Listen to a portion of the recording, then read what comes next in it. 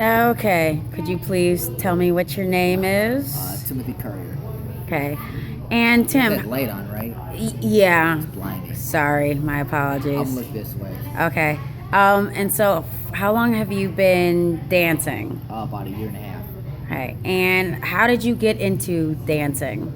Well, originally I've always wanted to dance, never did. Started off in the hip hop scene. Originally, my favorite spot was Green Dolphin at the time, Chicago. Oh yeah. Yes, it was a really good spot. At the time, it had one room, predominantly hip hop, house, etc. And then the other room was Latin. Um, Originally, I started off in that scene, and then when I got tired of dancing in that area, I then went to the Latin side and I hung out there and watched the people social dance, and I thought that was amazing. The fact of the matter was, at the time, it was very very hard to be sociable in these type of environments, hip hop side, because people are very standoffish. So it's like, hey, what's up? What are you up to? And people literally like turn their backs on me and be like, I have a boyfriend. You understand the concept? So Yeah. it's like, it was really turned off by that. But I went through that. I went to the Latin side and people were really really friendly. They were like, oh yeah, what do you do? This and that. And I was like, wow, this scene's pretty hot, you know. I ended up joining the military. I then diverted from the dance scene. I then went into that aspect. Got out of the military, then went into college. I ended up wanting to do something fun besides work and school to get my degree. I then thought to myself, what did I love to do? You know, I got out of the military. I really didn't know what I wanted to do. I thought, you know what? I've always wanted to learn how to dance. So I figured, you know what? I'll take a salsa class, whatever. Looked up Latin rhythms, came to Latin rhythms, ended up taking a class, salsa, really enjoyed it. I then wanted to take it to the next level and actually dance. My first place I ended up going to when I got out of the military was Lalo's on Maxwell, yeah, right by UIC. Was great. I jumped in right away, learned how to dance, a little bit of salsa. Found out quickly that it wasn't just salsa. It was bachata, it was cumbia, it was cha-cha, kizomba. So little by little, it was like, okay, I need to learn something else. Dance a salsa song, then they switch to bachata. I'd have to sit back down and wait for the next salsa song. I was infuriated by that, so I thought to myself, okay, I gotta learn salsa. I definitely have to learn bachata, and it just continued on from there, So, the social scene in the Latin culture is amazing.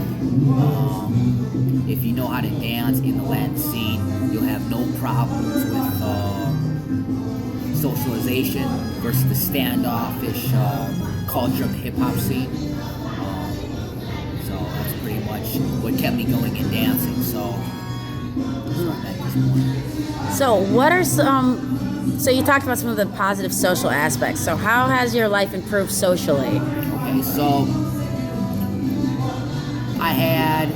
before I got into the Latin scene, we call it the ratchet scene. I grew up off the ratchet scene. I mean, that was just my thing. I mean, I did play the numbers game. I don't know if anybody's familiar with the numbers game, but it was like, I have multiple jobs with network marketing, and they say you got to go through the numbers. So I did just that in the ratchet scene. I went through the numbers, and it was like 10-1. I get shot down 10-1 every time, and it was like clockwork. Eventually, I got very good at talking to the opposite sex. My 10-1 ratio, which sucked having to do that, but I did that just to do what I had to do to get where I wanted to. The Latin scene is totally different. You know how to dance salsa, bachata, cumbia, merengue, etc. No problems. All it is hey, do you want to dance? In that aspect of the Latin scene, 9 times out of 10, if you're a good dancer, the woman will say yes. The Latin scene as well. You'll notice in the hip hop scenes, you rarely see the same people. In the Latin scene, if we're talking about, for instance, Monday Patrons, Alhambra Tuesday, Lalo's Wednesdays, Thursdays Patron Bachata Night, Friday and Saturdays, sociable events for the Latin scene. Sunday, Cubby Bear. You can go to any one of those spots. There's women galore, probably the most beautiful women that you've ever seen. But not only beautiful, very friendly, sociable, typically regulars.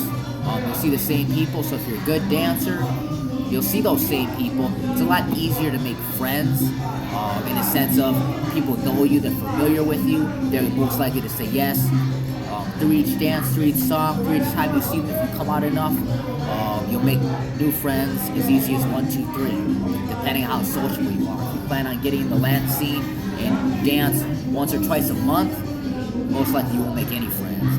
But if you come out, you show yourself, people 9 times out of 10 will dance with you. You'll never have a problem meeting new people.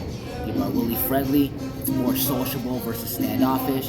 People aren't on bullshit, quote unquote. Very, very friendly, positive attitude. So, what are some like major dance events that you've attended since you started dancing, or will be attending? Aren't you going to Houston? The last one I came off of was ADC, Aventura Dance Cruise. Some of the best dance in the world. Oh yeah. Yes. So what I ended up doing was networking through Latin Rhythms Dance Company, which we're at right now. Some of the team members that were also interested in the social aspect of dancing. So if you're a dancer, it's a cruise in Miami once a year in November. Some of the best dancers. Unfortunately, it books out. It sells out within like 3 months. Aventura Dance Cruise ended in November. It's now January. The ship is already 63% full. So you have to book. That's how quick, people book this up. So what it is all the best dancers from all over the world attend this ship as quick as you can book. Obviously, if you're a really good dancer and you're slow on making a decision to get on this ship, you obviously don't make it. But the people that do, including myself, will be there. Like I said, it's they call it 72 hours of non-stop dancing. People from all over the world show up. So, and you're on one ship 3 days, and me and 4 buddies from Latin Rhythms booked flights to Miami last year November. And we got on the ship together, we bunked together. It was 4 people in the room. Obviously, you don't have to have 4 people in the room. We did that just to save $1. So that was good. And then you're on ship. It's non-stop dancing. Bachata, salsa, kizomba, cumbia, whatever your heart desires, Latin-based. And everybody's there, non-stop partying, so it's amazing. The next major event I'm attending is actually next week. Actually, it's this weekend. Thursday, I'm leaving to Houston Salsa Congress. So, matter of fact, talk about the social scene of that. What they do is for the Latin dancers is they create a group chat. The group chat is anybody going to the Salsa Congress gets put on that group chat, and you can meet new people before you even get there. So right now I'm actually in the group chat, and I've actually talked with like 4 or 5 people that are going to that Salsa Congress. So I already have talked to them. So when I get out there, I'm gonna link up with those 4 or 5 people, and we're gonna go pretty much crazy. The events usually last till about 6 a.m. Workshops typically will start about 9 a.m. 9 to about noon. Then they have typically afternoon parties, and then towards the evening they have performances.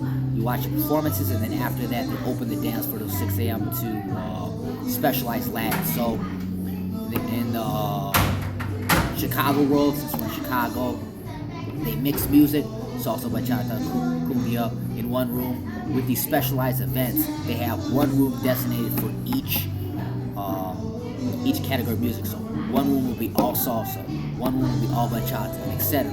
So you can just dance non-stop. So they're amazing. Oh yeah, I can't wait to the Chicago Congress. I'm so excited. All right. Because especially with my kids, they're kind of afraid of doing this project because they actually have to videotape themselves participating in an activity. What would you say to somebody, not just with dancing, but with any interest or hobby that they would like to do, but they may be afraid of doing it? What advice would you give them? So fear. That's really good.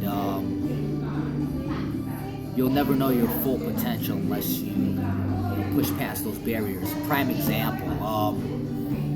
I'll use myself as an example. I think it was actually it was Sunday. This past Sunday, they had auditions. So if you're a really good dancer and you pursue to, I would say, a strong intermediate, I2 level, intermediate 1, intermediate 2 level, salsa, bachata, whatever your preferable Latin dance is, you'll have the ability to audition for teams. The teams consist of different companies within the Latin scene to then perform. And the performers here on the Chicago team perform all over the world, all over the U.S. You can compete. You can go as far as your heart desires. I auditioned first time ever for Daniel and Desiree bachata team. I didn't make the team only because I was really, really scared, nervous. But I went. I had to go. I had to see where I was at. I had to try. Talk about fear. It's like, oh my God, I'm super nervous. You're sitting there dancing in front of people and they're telling you to do this choreography and you're having to manipulate those moves. I was super nervous. Bombed it completely. Well, one of the other auditioners knew who I was and had seen me dance before, social dance, and they knew that I didn't pass. They told me about it. They had thought I was a really good dancer. So they told the director for another company about my how good I was at bachata. They liked my bachata. They actually had her reach out to me, and that Tuesday, which is this past Tuesday, I auditioned with her company for Latin Streets and got on her team. So now I'm actually on a bachata team. So it's like, so if I let fear dictate my life, I wouldn't even have the ability to get anywhere in life, obviously, right? Fear of taking a dance lesson, fear of not knowing anybody, fear is everything.